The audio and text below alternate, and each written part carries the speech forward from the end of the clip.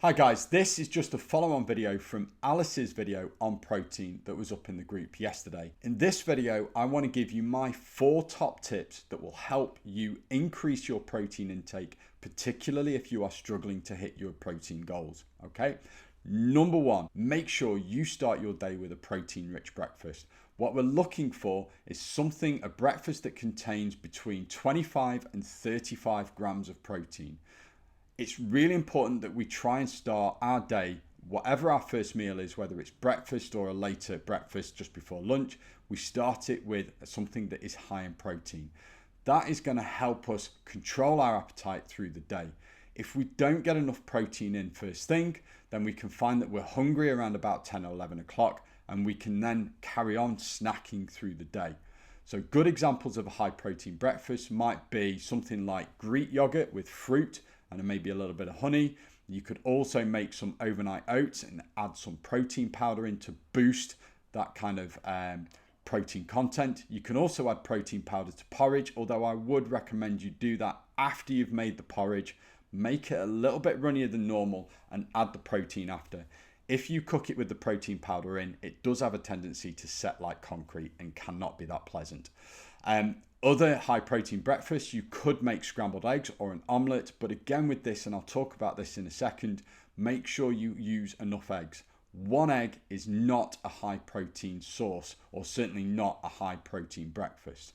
So number 1, make sure you start the day with a high protein breakfast. The second one, not just breakfast, but include protein with every meal. You want a good protein source with every single meal. So a protein source is roughly the size and thickness of your palm. So that would be something like a tin of tuna, small chicken breast, salmon fillet, something like that, okay?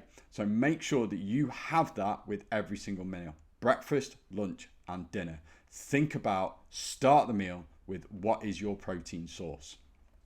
The third one, if you are including protein at every single meal, but you're still struggling to hit your protein goals, then the best thing to do is simply increase the amount of protein you're already having. So if you are just adding a couple of spoons of Greek yogurt to your granola, then it needs to be more, about 100, 150, 200 grams of that Greek yogurt, okay? If you're having half a tin of tuna for your lunch, make it the whole one. If you're having half of a chicken breast, make it a whole one. If you've got half a salmon fillet or just 50, 60 grams of beef mince, you need to at least double it, okay? And that is automatically going to double the amount of protein that you're getting in.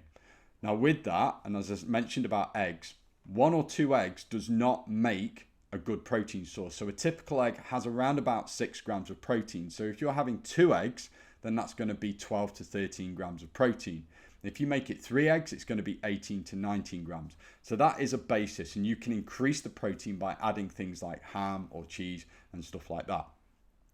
So make sure you are having a good size, decent sized portion of protein with every meal. The final one, the 4th tip, is going to be supplementation.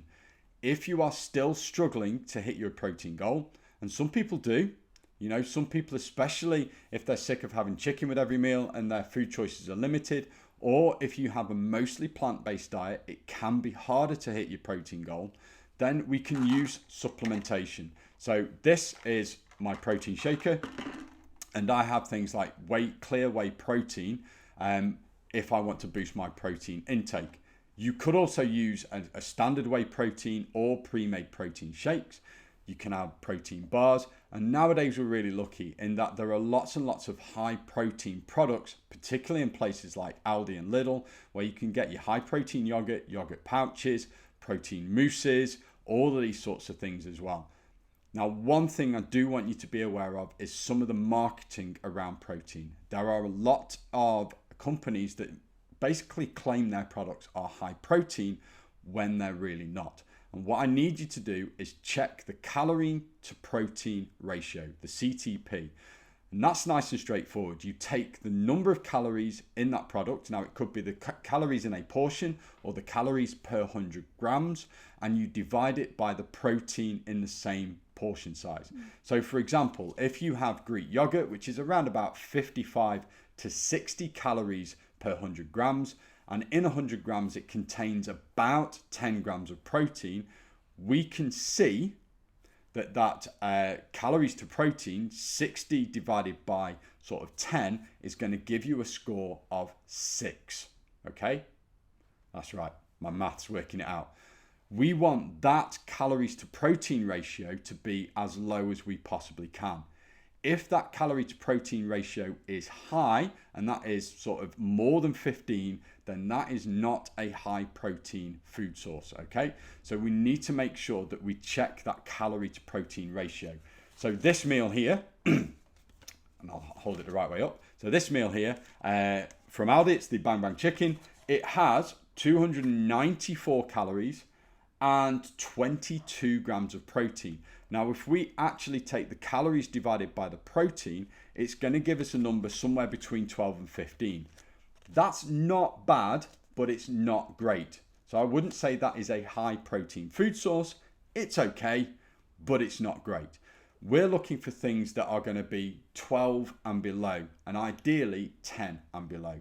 Okay, so things like your protein bars at 200, 220 calories to 20 to 22 grams of protein, that will give you a CTP score of 10.